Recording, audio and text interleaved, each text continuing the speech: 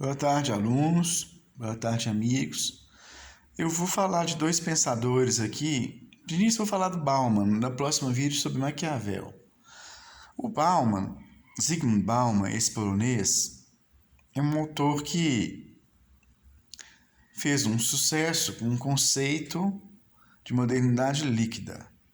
Ele é tido como um sociólogo, um culturalista, que é alguém que estuda cultura, não se preocupa com o contexto histórico, político, em que as afirmações estão colocadas. Então fala-se da felicidade. Mas felicidade em que país, em que contexto histórico, político, social, econômico? Pesquisando sobre ele, a linha de pensamento que eu acho que a gente pode desenvolver sobre ele é o seguinte. Ele fala na modernidade líquida para não usar o conceito de pós-moderno. Então existe a modernidade sólida, que foi superada, agora existe a modernidade líquida, que seria a pós-modernidade. O que ele está chamando de líquido, e ele está trazendo de um campo para outro, seria o seguinte: ele faz um paralelo, eu acho que é aí que está o sucesso, entre alguns fenômenos que a gente vê do capitalismo avançado, moderno, que o capitalismo, a partir do século XIX até agora, ele se caracteriza pela formação de grandes monopólios que dominam as economias. Então, tem 200 empresas que dominam a economia do mundo inteiro. E muitas vezes elas se organizam como cartéis e monopólios. E isso, para a economia, é prejudicial, uma decadência. O bom é quando há livre concorrência, há livre iniciativa, isso que vivifica o sistema, porque não tem sentido, por exemplo, um país ser dominado por um banco só, por dois bancos só, não é? E o capitalismo ele é acumulativo de renda, ele é concentracionário, a tendência é ficar em pouquíssimas empresas, poucos bancos dominando o mundo todo e tal. Ele é predatório nesse sentido, é concentracionário de renda. Então ele tende a destruir a sociedade, porque se tem uma maioria muito pequena, muito rica, uma maioria na pobreza e sem a propriedade privada, porque é do outro. Então,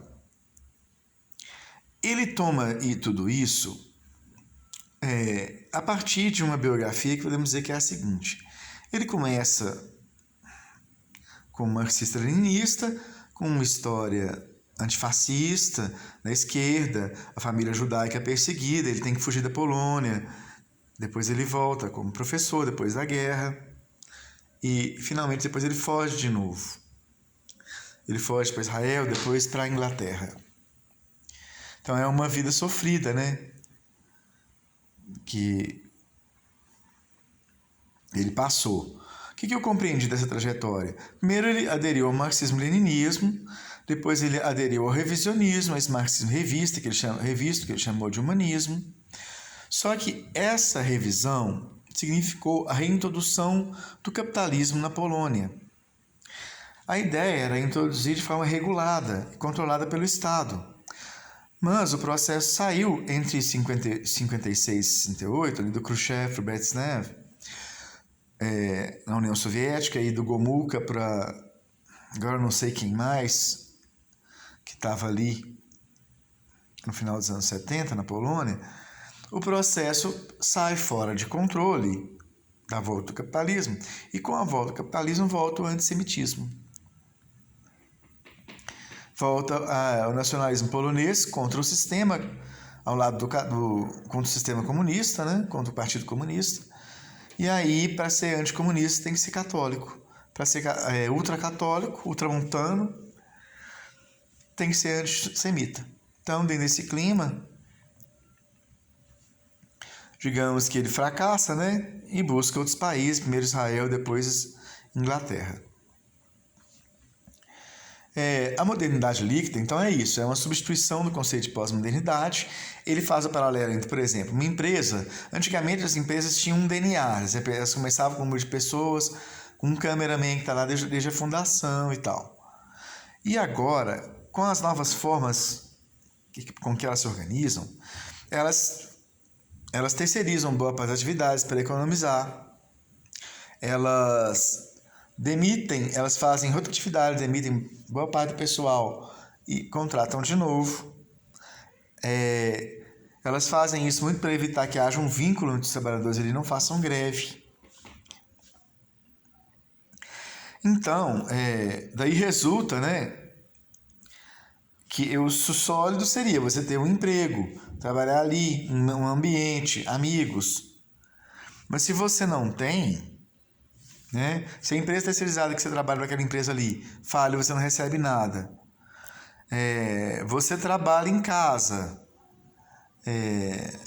você trabalha pelo aplicativo, você não é fichado igual antigamente, você não tem plano de saúde, você tem que pagar o seu privado. Então, o que ele está chamando de líquido é esse mundo com muito mais incertezas, não é?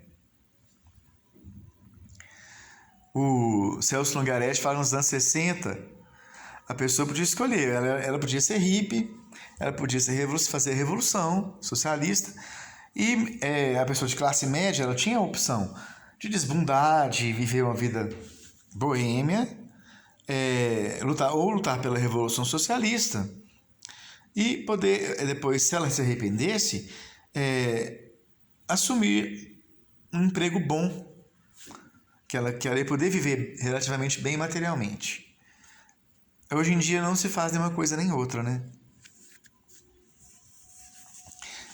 Nem se é hippie, nem revolucionário, nem como classe média, você consegue facilmente ter essa estabilidade material. Você adquirir casa própria, carro, ter um emprego fechado, um plano de saúde bom. Isso tudo está em xeque com essa crise econômica mundial, com as novas relações de trabalho a partir do final dos anos 70. Então, essas questões que são estruturais, ele traz para a superestrutura.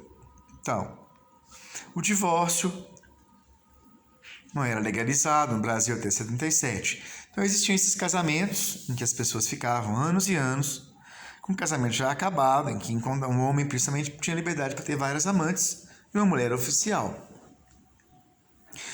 Quando é possível as pessoas se relacionarem de outra forma, então o divórcio é legalizado e as pessoas passam então a não se casar, não permanecer num casamento fracassado, é possível se divorciar, muda a cultura e há uma mudança comportamental que, se antes era necessário o casamento com a virgindade da mulher,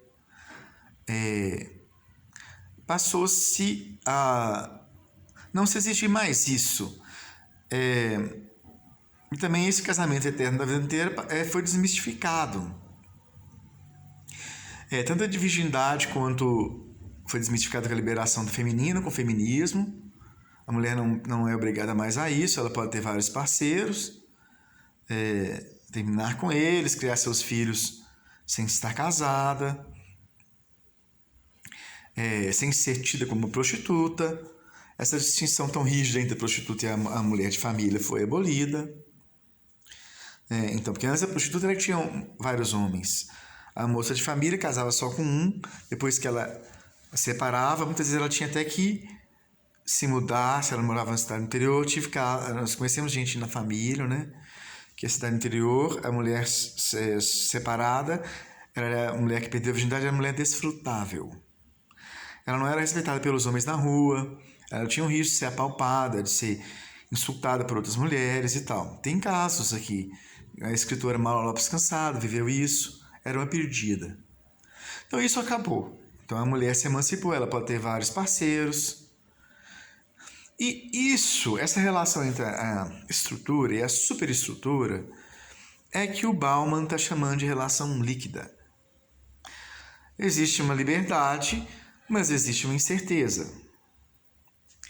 Então, a esquerda, que eu li algumas matérias de esquerda sobre ele, verifica que é um autor que vive uma certa melancolia. Ele não acredita mais na revolução socialista, na tomada de poder pela classe operária. Ele está desiludido em relação a isso, mas ele não passa por outro polo extremo, não. De falar que o bom é o capitalismo, a livre iniciativa, a competitividade, ele não passa. Ele não passa a fazer o elogio total da invasão do Iraque pelos Estados Unidos. Ele não passa a ter esse alinhamento com tudo, do bombardeio a Gaza por Israel. Ele não busca esse outro extremo. Não é assim, de fazer o elogio, de falar que a pessoa, o entregador de pizza, que trabalha terceirizado pelo aplicativo, o Uber, é um microempreendedor e que aí ele se reinventa a cada 2 anos. Olha que maravilha. Ele não faz o elogio do capitalismo avançado. Ele também não faz elogio do socialismo, da revolução socialista, está desiludido em relação a isso. Ele está na posição, digamos, derrotista em relação ao marxismo-leninismo. Isso sem dúvida. Ou até o marxismo revisionista, né? Que, como eu contextualizei historicamente, foi algo que ele apoiou e que se voltou contra ele. Porque o revisionismo na Polônia destruiu os fundamentos daquela sociedade socialista e trouxe demônios que já estavam ali soterrados, né? Então, bom, sobre o Bauman, eu queria pontuar isso. Esse paralelo que ele faz, o que seria líquido seria as relações que existem incerteza, mas que ao mesmo tempo abrem para uma liberdade. Então, ok, boa tarde.